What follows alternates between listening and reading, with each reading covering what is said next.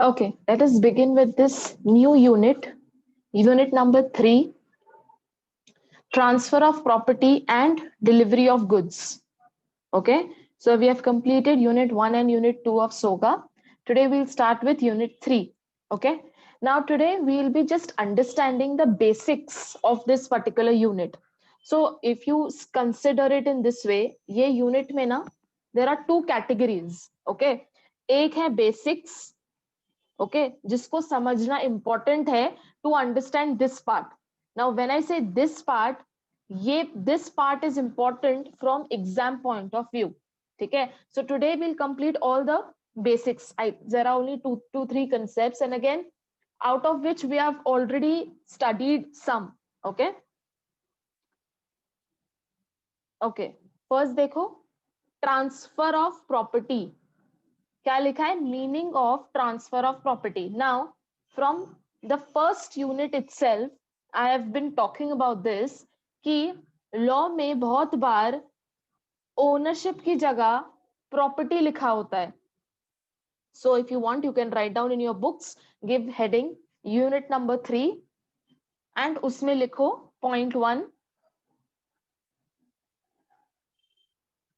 Write down point 1 property is equal to ownership so these two words are used interchangeably ठीक है property is equal to ownership तो बहुत बार ऐसा होगा कि वर्ड प्रॉपर्टी लिखा होता है बट उसका इंटरप्रिटेशन क्या निकालोगे ओनरशिप ठीक है even in this para when we will read तो आपको समझेगा कि प्रॉपर्टी को इन्होंने ओनरशिप लिखा है in that sense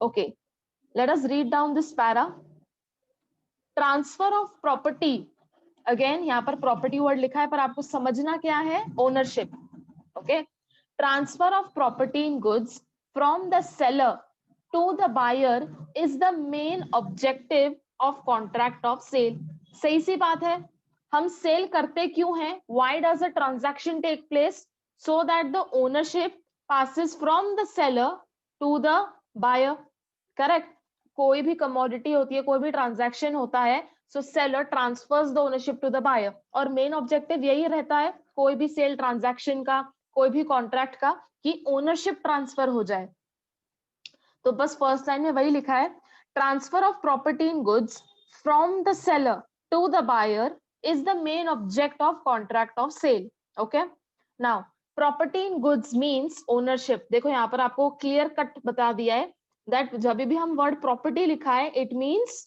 ownership of goods right you have already written it in a book that property का मतलब क्या होता है ownership तो वही लिखा है property in goods means ownership of goods whereas possession of goods refers to custody or control of goods correct possession का मतलब क्या for example now this pen this particular pen which I'm holding okay this pen you own it but इसका possession मेरे पास है ठीक है तो यहां पर मैं लिख देती हूं example so I write down we are taking the example of a pen okay so हम पेन का एग्जाम्पल ले रहे हैं where I draw two arrows एक में मैं लिख देती हूँ ओनरशिप एक में लिख देती हूँ मैं पोजेशन ठीक है तो पेन का ownership is with Mr. A and possession is with Mr. B ठीक है मतलब क्या इन शॉर्ट अगर हम देखा जाए कि जैसे अभी मैंने आपको एग्जांपल दिया this pen which I am holding this belongs to you मतलब क्या this pen you own it but इसका पोजेशन मेरे पास है तो इज दिस पॉसिबल अगर मैं इसे एक सेंटेंस फ्रेम में लिखूं that not necessary that the one who owns it he is only the person who possesses it बहुत बार ऐसे होगा कि ओनरशिप किसी और की होगी पर पोजेशन किसी और के पास है right forget this pen let's take the example of rent मैंने घर रेंट पे लिया तो क्या मैं वो घर की मालकिन बन गई do I own the house no right who owns the house landlord correct and who possesses it the tenant correct तो अगर मैं घर आज अब रेंट पर लेती हूं तो घर का पोजेशन मेरे पास होगा पर घर का ओनरशिप किसके पास होगा it will be with the landlord, correct? So what are we trying to make a point over here, that not necessary that the one who owns it, he is only the one who possesses it, है ना? बहुत बार ऐसा होगा कि ownership किसी और के पास होगी, पोजेशन किसी और के पास होगा, right? So this is how it will happen, it happens. Okay, so बहुत बार ऐसा भी क्वेश्चन आ सकता है that the possession is with Mr. A, ownership is with Mr. B, ठीक है, या whatever it is. तो अब बताओ कि अगर possession A के पास है, so does he become the owner? तो आप क्या लिखोगे? No, of course. And then you can give the example of rent, है ना, कि जब हम घर रेंट पे लेते हैं या शॉप रेंट पे लेते हैं, ownership always remains with the landlord, correct? And who gets the possession?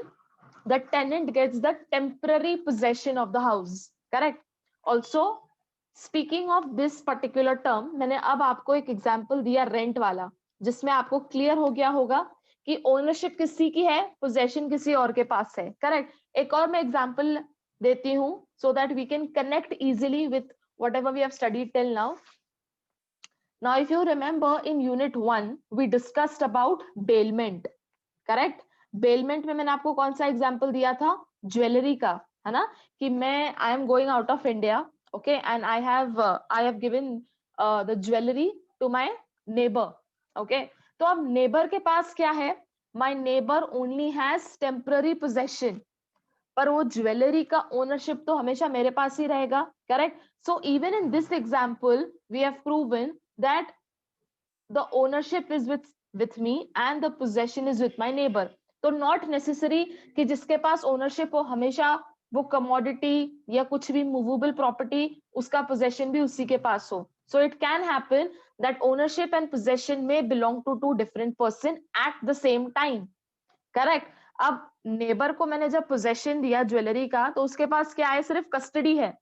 पर when she continues to have the custody of my jewelry, I will also continue to own it, correct? तो ownership and possession दो अलग अलग लोगों के पास हो सकता है at the same time, correct? Rent का, घर का एग्जाम्पल, टेनेंट मेरे घर पे रहता है तो उसके पास पोजेशन है, पर उसका ओनरशिप तो हमेशा मेरे पास ही रहेगा, करेक्ट?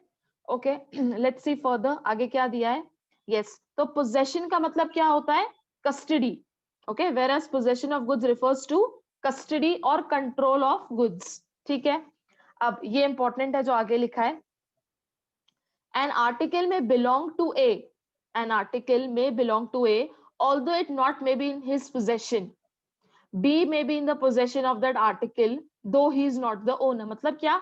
यहाँ पर A के पास क्या है? A has possession, ownership, और B के पास क्या है? possession है. तो क्या ये चलेगा? Yes. ऐसे कभी कभी केस स्टडी के फॉर्म में आ सकता है that there is one person who owns it and then there is another person who possesses it.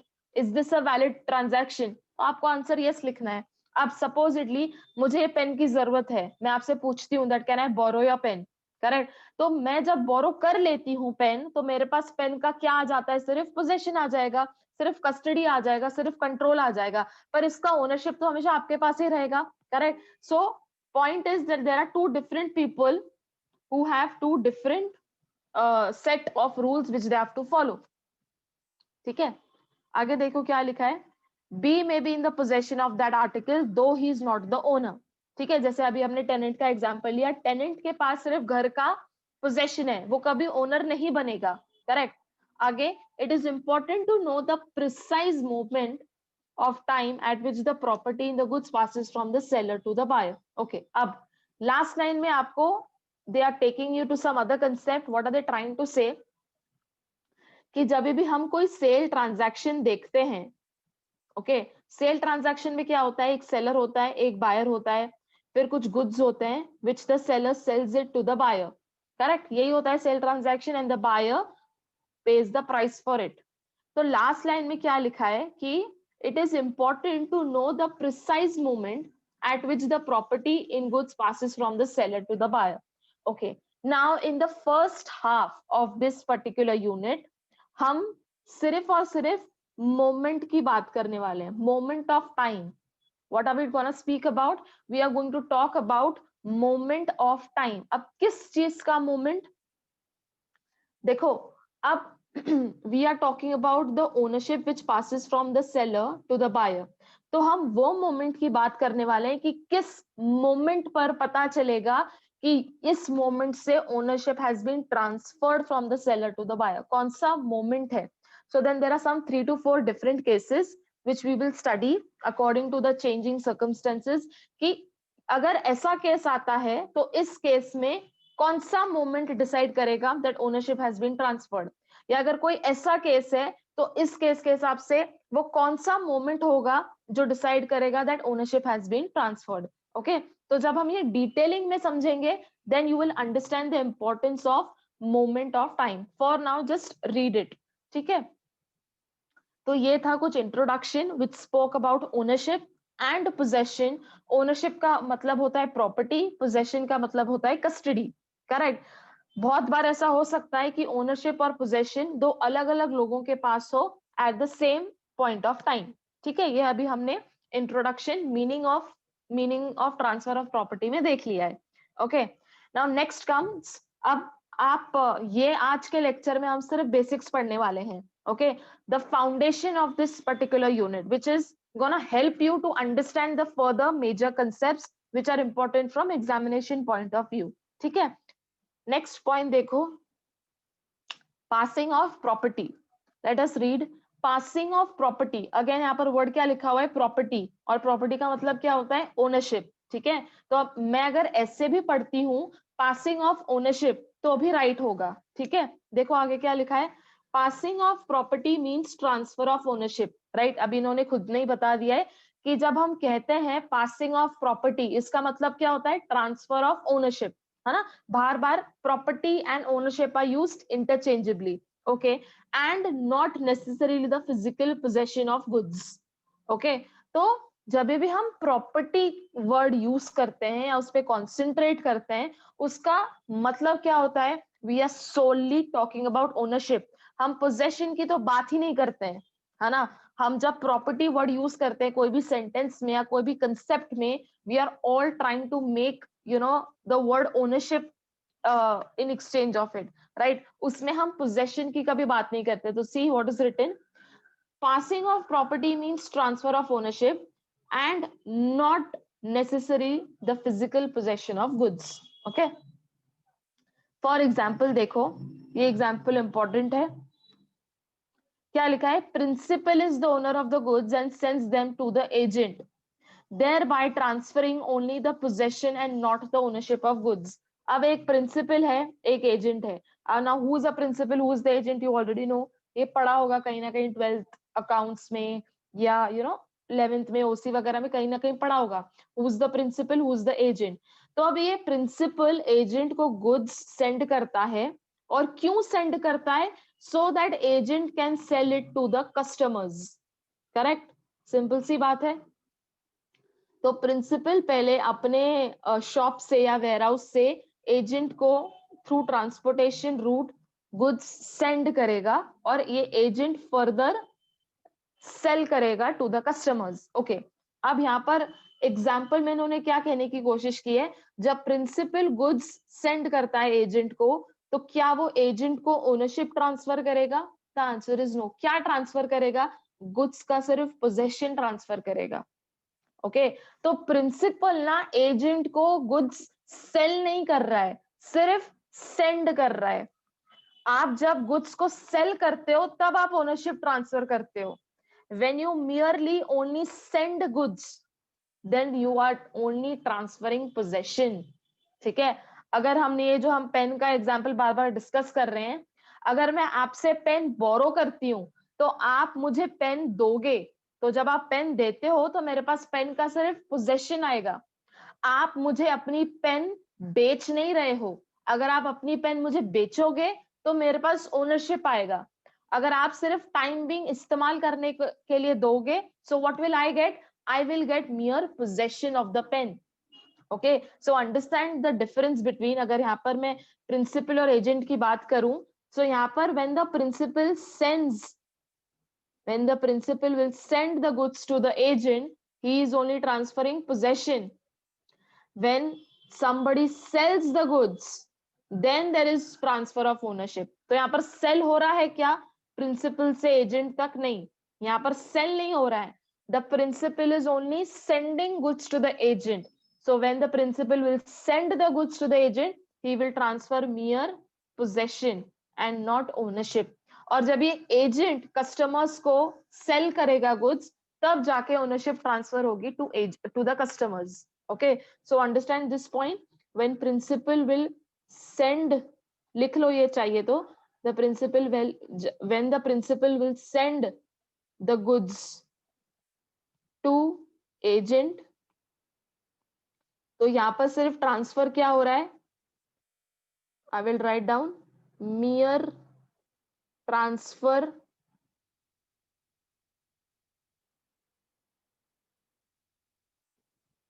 mere transfer of possession.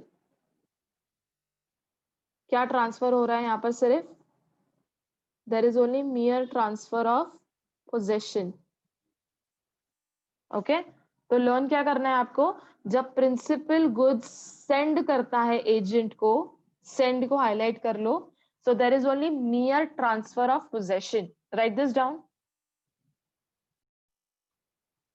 The principal, when the principal sends the goods to the agent, he is only transferring mere possession.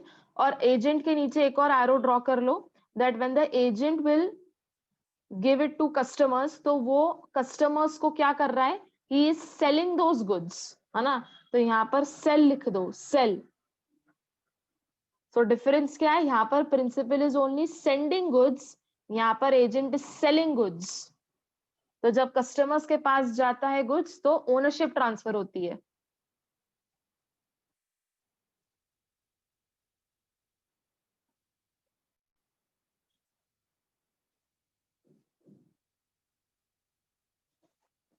Okay, this is as clear.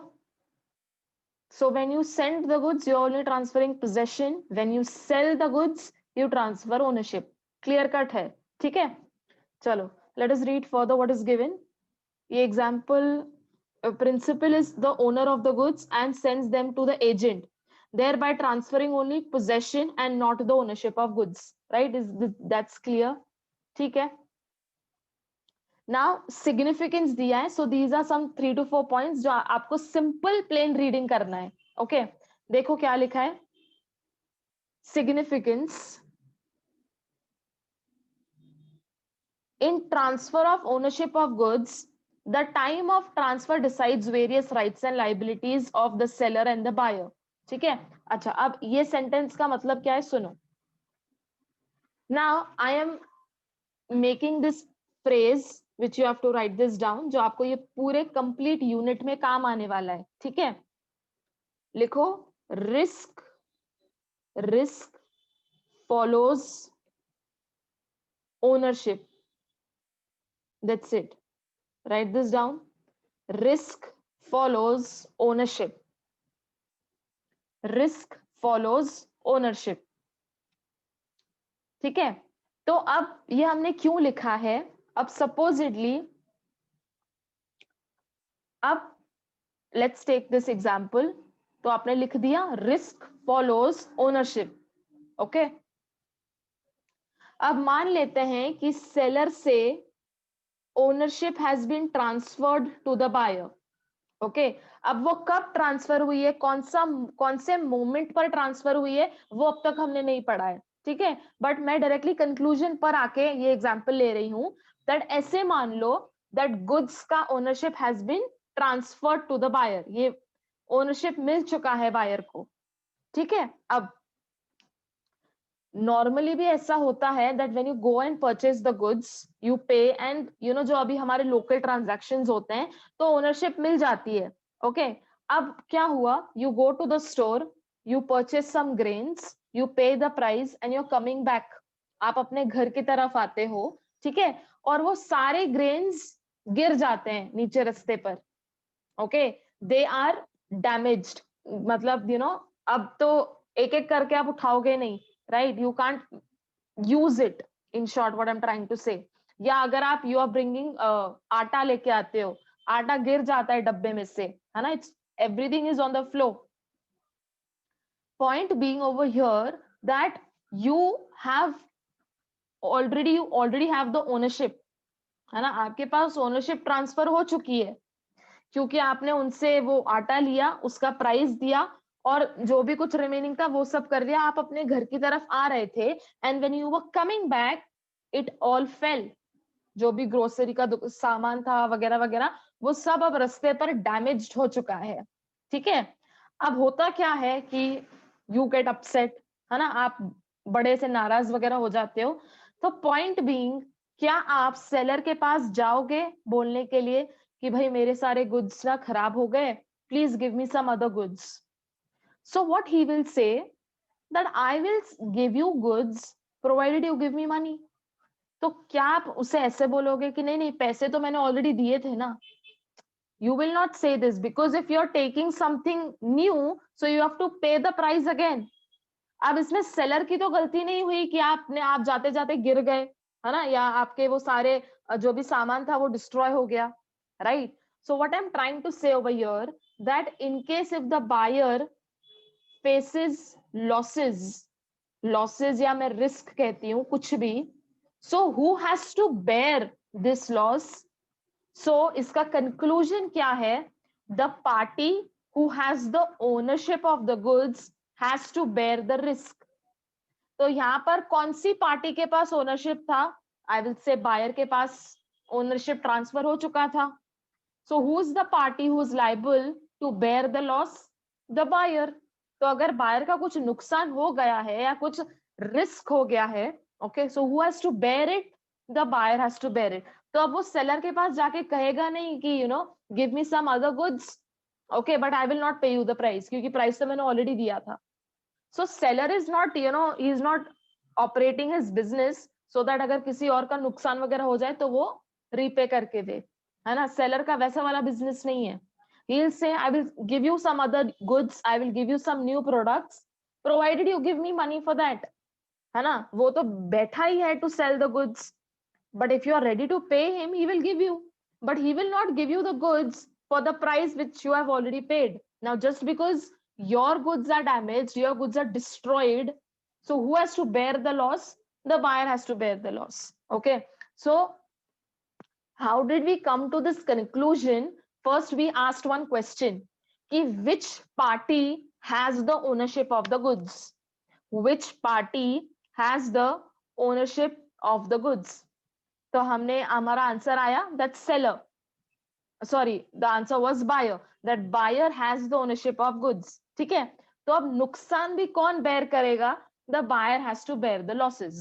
ठीक है? अब यहाँ पर मैंने एक example लिया जिसमें ownership किसके पास था? बायर के पास ऑलरेडी ओनरशिप ट्रांसफर हो चुका था, ठीक है। अब एक दूसरा एग्जाम्पल लेते हैं, सेम सेलर एंड बायर का, ठीक है।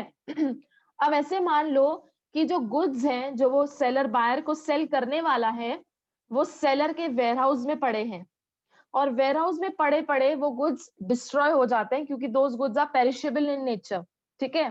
So those goods are perishable, they have been damaged. ये कहां पर किसके वेयरहाउस में पड़े हैं? सेलर के वेयरहाउस में पड़े पड़े डैमेज्ड हो चुके हैं goods. So the buyer comes to ask for the goods. फिर सेलर जाके अपने वेयरहाउस में देखता है और उसे पता चलता है कि गुड्स तो सारे खराब हो चुके हैं। तो क्या इस केस में ओनरशिप ट्रांसफर हुई थी क्या बायर को? नहीं। तो ओनरशिप अब है किसके पास? The ownership is with the seller. अब गुड्स पड़े पड़े खराब हो चुके हैं, तो यहाँ पर लॉस कौन बेयर करेगा? The seller will bear the loss. And what does this mean? क्या सेलर वो डैमेज्ड गुड्स बायर को सेल करेगा? फर्स्टली तो करेगा नहीं, सेकेंडली करता भी है तो क्या बायर एक्सेप्ट करेगा? Will the buyer pay for those damaged goods? No, right. तो यहाँ पर जो भी गुड्स पड़े पड़े डैमेज्ड हो गए हैं या सड़ गए हैं, whatever it is, who has to bear the loss? The seller. And how did we find this? First we asked a question कि ओनरशिप किसके पास है, so then we got the answer that ownership is with the seller, correct? So now who has to bear the loss? The seller. So in short क्या है? The party, you can write this down, the party who has the ownership of goods has to bear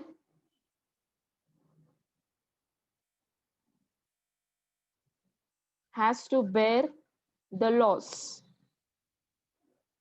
The party who has the ownership of goods has to bear the loss. ये sentence लिखने के बाद write down two examples. First example में buyer के पास ownership था, तो risk भी कौन बेयर करेगा? बायर. सेकंड केस में ओनरशिप किसके पास था? सेलर के पास. जो मैंने आपको एग्जाम्पल बताया दैट उसके वेयरहाउस में पड़े पड़े गुड्स डैमेज हो चुके हैं. So who has to bear the loss? The seller. So after writing this particular sentence, leave a line and then write down two different examples in which in the first example buyer has the ownership, in the second example the seller has the ownership. Okay, yeah, let us continue. Now look at the first point. The owner has to bear the risk, not the person having possession. Clear है? हम यही discuss कर रहे हैं कि risk कौन bear करेगा? जिसके पास ओनरशिप होगा. अब आपने एक सेंटेंस भी लिखा है. क्या सेंटेंस है? Risk follows ownership. करेक्ट. तो एग्जैक्टली देखो वही चीज लिखी है फिर यहाँ पर भी, that the owner has to bear the risk and not the person having possession. ठीक है. सेकेंड पॉइंट देखो, the owner can take action and not any person merely having possession. What is the meaning of action? अब सुनो. अब हमने bailment already पढ़ा है unit 1 में. So I'll take this example of bailment. ठीक है. bailment में क्या हुआ था? I was going out of town. ठीक है. So what did I do? मैंने अपनी सारी ज्वेलरी ना अपने नेबर के पास रख दी. So I will write down कि इसका ओनरशिप किसके पास है? It is with me. ठीक है. और इसका पोजेशन किसके पास है? मेरे नेबर के पास है. ठीक है. अब मैं मैं बाहर हूं. ठीक है. अब I call my neighbour and I ask my neighbour to go out and sell that jewellery. और वो ज्वेलरी से जो भी पैसे आते हैं वो मुझे आप बैंक ट्रांसफर कर दो. ठीक है.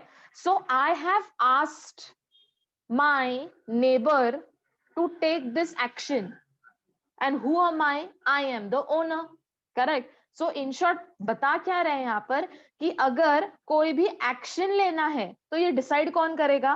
The owner will decide that what action is to be taken, not the person who has the possession. मतलब क्या? मेरा नेबर जाके खुद से बेच नहीं सकता है ज्वेलरी को विदाउट आस्किंग मी और without my instructions. Okay, so whatever instructions are to be taken, whatever actions are to be taken, है ना, क्या करना है, कैसे करना है, किधर जाके सेल करना है, नहीं करना है, किसको सेल करना है, कैसे बैंक ट्रांसफर करना है मुझे, all this I have to decide and I have to instruct my neighbor. My neighbor cannot take any actions, herself or whatever it is. Okay, so in short देखो क्या लिखा है, the owner can take action and not any person having possession. तो यहाँ पर possession किसके पास था? नेबर के पास था. करेक्ट. सो एक काम करो, ये जो पॉइंट 2 है ना, यहाँ पर एग्जाम्पल लिखो बेलमेंट. तो आपको ये एग्जाम्पल क्लियर कट याद आ जाएगा.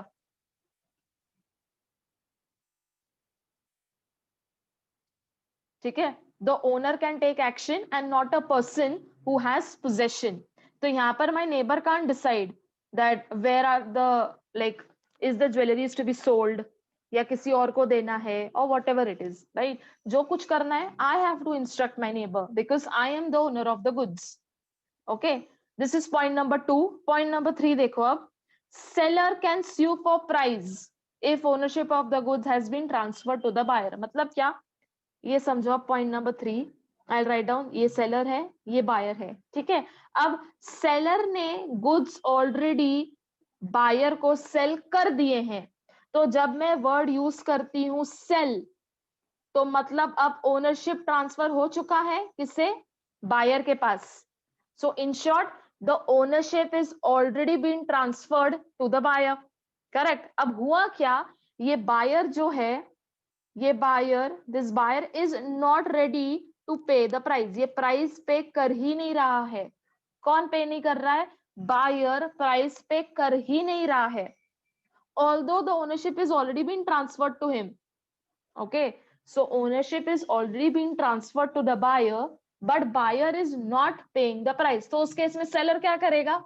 Seller will in short sue him, बस वही लिखा है देखो, seller can sue for price if ownership has been transferred to the buyer, right? तो इस केस में हमने क्या पढ़ा, that ownership चले गई है बायर के पास, बट अब बायर का रिस्पॉन्सिबिलिटी क्या बनता है, that he gives the price, he pays for the price, but if he is not paying the price, then what is the remedy which is available with the seller? The seller will sue the price, the seller will sue the buyer for price. Okay, ठीक है? So we have seen 3 different cases. I'll read the 3 points again. देखो, owner has to bear the risk and not the person having possession. This is point number 1. Second point क्या देखा? Owner can take action. यहाँ पर हमने bailment की बात की, correct? सिर्फ owner ही action ले सकता है, not the person having possession. और third point हमने क्या देखा? Seller can sue for price if ownership has been transferred to the buyer. मतलब buyer के पास ownership चली गई है, पर ये buyer प्राइस ही नहीं पे कर रहा है, तो सेलर क्या करेगा? The seller will sue him for price. Correct? Now, up these are the first 3 points. Now, इसके बाद there are another 2 points. This one. देखो, in case of insolvency of buyer, this is point number 4. And on the next page, there is in case of insolvency of seller. Correct? Now, we have already seen these 2 points. जब हम unit 1 पढ़ रहे थे, when we were studying unit 1, उसमें एक आपको difference था, sale and agreement to sale, correct? वो डिफरेंस में जो लास्ट 2 पॉइंट्स थे सेल के, that was in case of insolvency of buyer, next था in case of insolvency of seller.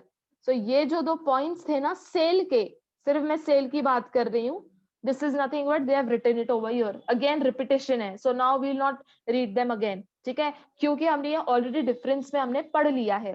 ठीक है, the difference of sale and agreement to sale, उसके the last 2 points, insolvency of buyer, insolvency of seller. ठीक है, तो वापस से repetition है, एक बार बस आप पढ़ लेना. ठीक है, now the first page, now we have completed the first page entirely. ठीक है, now these are the basics, ये हमने आज बेसिक्स देख लिए हैं. Okay, now when we will come to the important questions, okay, which are asked in examination, तो बहुत बार ऐसे होगा that from here they have picked up few words or few terms which are directly to be understood in that interpretation. तो आज हमने सिर्फ interpretation देखा है. ठीक है, there is also this one small concept, कुछ 3-4 points हैं, वो भी देख लो, again repetition है, on page number 82.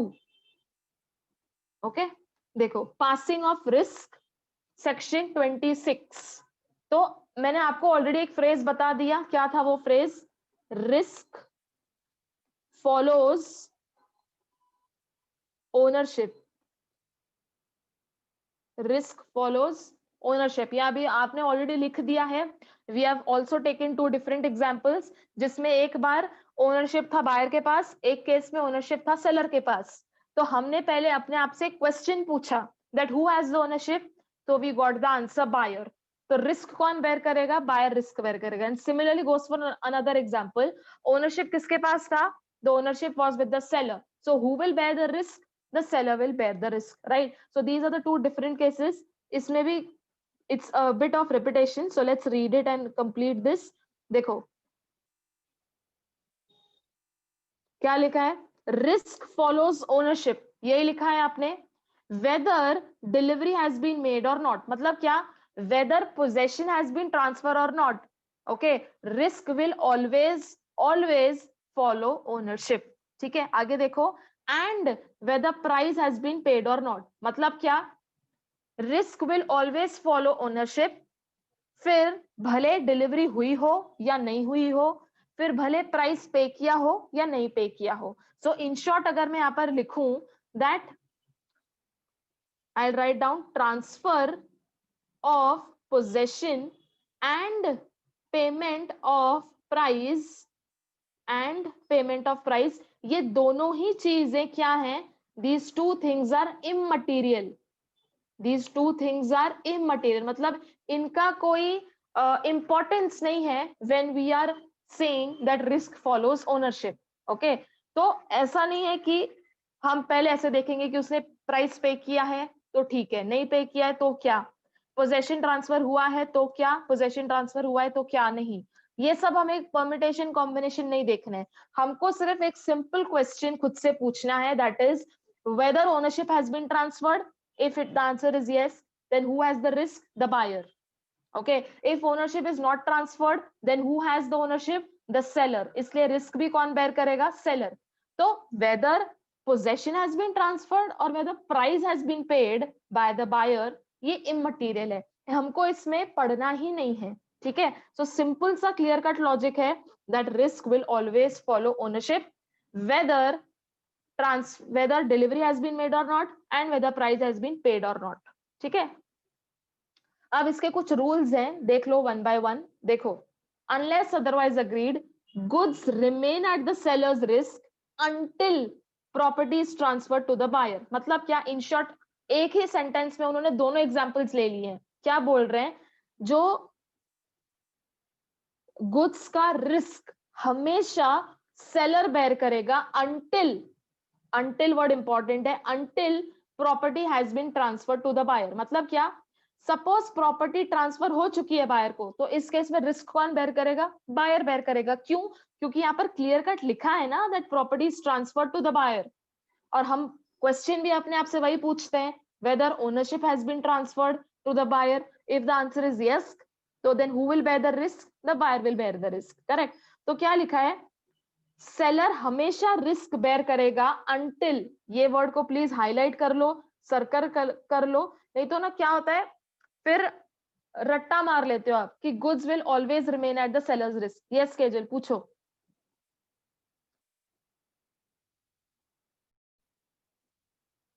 Okay, next देखो, when the property is transferred to the buyer, तो यहाँ पर ओनरशिप बताया कि ओनरशिप बायर के पास चले गई है।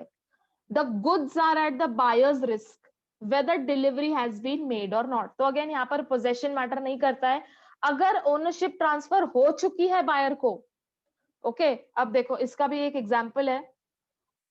अब देखो हुआ क्या, देयर मिस्टर ए। ओके, अब मैंने मिस्टर ए से गुड्स परचेस किए हैं, मैंने this I am B, I go to Mr A and I have paid the price. ठीक है, मैंने प्राइस पे कर दिया है। अब होता क्या है ना कि मेरे गुड्स ना मिस्टर ए के वेयरहाउस में पड़े हुए हैं। किसके वेयरहाउस में पड़े हुए हैं? मिस्टर ए के वेयरहाउस में पड़े हुए हैं। एंड हम दोनों के बीच में एक अग्रीमेंट भी हो चुका है। Okay, and I have paid the price. अब मिस्टर ए कौन है? सेलर है। अब मिस्टर ए मुझे कन्विंस करता है, भाई मैं आपके गुड्स मेरे वेयरहाउस में पड़े हैं, आके लेके जाओ। Okay, now I am Mr B, so Mr A is requesting me that come and take your goods, they are lying in my warehouse. But I am Mr B, मैं जाती ही नहीं हूं, I am not going only. So I get repetitive notices, I get repetitive calls and emails that come and take your goods. आपके goods मेरे warehouse में पड़े हैं। अब after receiving number of emails, number of phone calls, number of notices, I do not go. Some or the other reason मैं जाती ही नहीं हूं। Okay, अब हुआ क्या, यहां पर मेरे goods पड़े पड़े damaged हो गए। My goods are damaged. Now, don't you think that these goods are damaged because of my delay? I am Mr. B, because of my delay. अगर यही मैं प्रॉपर टाइम पे जाके मिस्टर ए के वेयरहाउस से goods withdraw करके अपने अपने शॉप में लेके आती है ना, तो I would have been in profits, I would have sold it to the customers. But I am Mr. B, I do not go to Mr. A's warehouse even after repetitive calls, notices and so on and so forth. So who's at fault over here? Mr. B is at fault over here. So if today goods have been damaged, it is because of whom? It is because of Mr. B's delay. यहाँ पर seller की कोई गलती है क्या? No, seller ने तो उसे बता दिया कि भाई आके गुड्स लेके जाओ। करेक्ट, तो यहाँ पर मिस्टर बी का फॉल्ट है। So if I understand this example, यहाँ पर गुड्स का पोजेशन किसके पास है? पोजेशन तो मिस्टर ए के पास है। करेक्ट, क्योंकि गुड्स कहां पर पड़े हैं?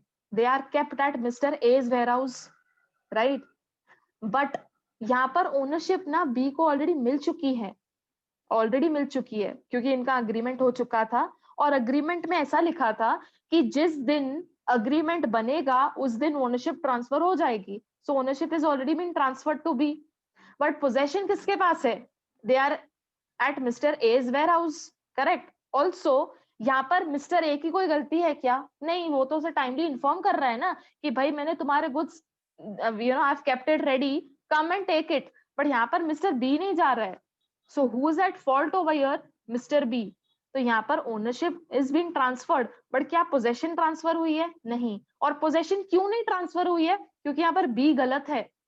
B is at fault because उसकी रिस्पॉन्सिबिलिटी है to go and pick up the goods, but he is not going. So यहाँ पर अभी पढ़ो, लाइन अब समझेगा. If when the property is transferred to the buyer, property मतलब क्या? ownership, right? When the property is transferred to the buyer, the goods are at buyer's risk whether delivery has been made or not. तो यहाँ पर possession किसके पास था? It was at the seller's warehouse. Okay? But ownership already transfer हो चुकी थी buyer को, तो यहाँ पर liable भी कौन होगा? Buyer. तो in short यहाँ पर ना आपको समझा क्या रहे हैं? That who has to bear the loss? The one who has the ownership of the goods. फिर भले ही पोजेशन सेलर के पास हो, सेलर के वेयरहाउस में हो, या सेलर के कोई एजेंट के पास हो, वो उससे कोई वो रिलेट ही नहीं है, मतलब that's not relevant. So who has to bear the risk? The buyer has to bear the risk. Why? Because the property is transferred to the buyer. In short बस आपको इतना ही समझना है. बार बार हर लाइन में यही कह रहे हैं, जिसके पास ओनरशिप उसके पास रिस्क. फिर भले ही पेमेंट हुआ है नहीं हुआ है, फिर भले ही पोजेशन मिला है नहीं मिला है. यही आपको 3 लाइंस में यही लर्न करना है. Next point is relatable to the point which I gave you regarding the delay. देखो क्या लिखा है. If delivery has been delayed because of the fault of either the buyer or the seller, the goods are at the risk of the party who is at fault. अब सुनो, यहाँ पर मैंने आपको जो एग्जांपल दिया मिस्टर ए और mister B का, ये ए है ये बी है. बी कौन है? B is the buyer. Okay. अब यहाँ पर डीले कौन कर रहा था गुड्स को पिकअप करने के लिए? Mister B was causing a fault. Correct. A ने तो उसे भाई बता दिया कि भाई ये मेरे वेयरहाउस में पड़े हैं गुड्स, आके लेके जाओ. ए तो कन्विंस कर रहा है, ए रिक्वेस्ट कर रहा है, नोटिस भेज रहा है, फोन कॉल्स कर रहा है. But who is the party who is causing a delay? यहाँ पर buyer is the party who is causing the delay. तो अगर यहाँ पर गुड्स पड़े पड़े डैमेज भी हो जाते हैं, तो यहाँ पर लाइबल कौन रहेगा? Mr B will be liable. Why? Because यहाँ पर आप डिसाइड कैसे करोगे who is the party who is at fault? तो आंसर क्या आएगा? Mr B, because Mr B is causing a delay. Correct. तो यहाँ पर हम ऐसा नहीं इंटरप्रेट करेंगे कि भाई ए के वेयरहाउस में थे, ए के वेयरहाउस में पड़े बड़े गुड्स डैमेज हो गए इसलिए ए लाइबल है. नहीं, आपको सोचना क्या है कि यहाँ पर डिले कौन कॉज कर रहा था? Mister B. राइट. ए ने तो उसे बता दिया ना कि भाई मैंने गुड्स तुम्हारे रेडी करके रखे हैं, आके लेके जाओ. सिंपल. ए की तो कोई गलती नहीं है. ए क्या बस इसके ही भरोसे बैठेगा क्या? A has no other work, A has the business which he has to focus on, but still he is doing all the responsibility which he has to fulfill. Correct. So A ने तो clear cut बता दिया who's the party who's causing the delay? Mr. B. तो इसलिए फिर गलती किसकी होगी? मिस्टर बी की. अगर कुछ रिस्क आ भी जाता है तो उसे बेयर भी कौन करेगा? Mister B. तो in short for this particular point right down the party, right down in your own words, the party who causes delay, the party who causes delay, comma, is the party who will bear the loss.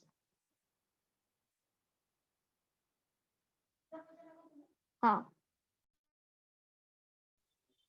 Risk and property go together, right? So risk will always follow ownership. This is the last point.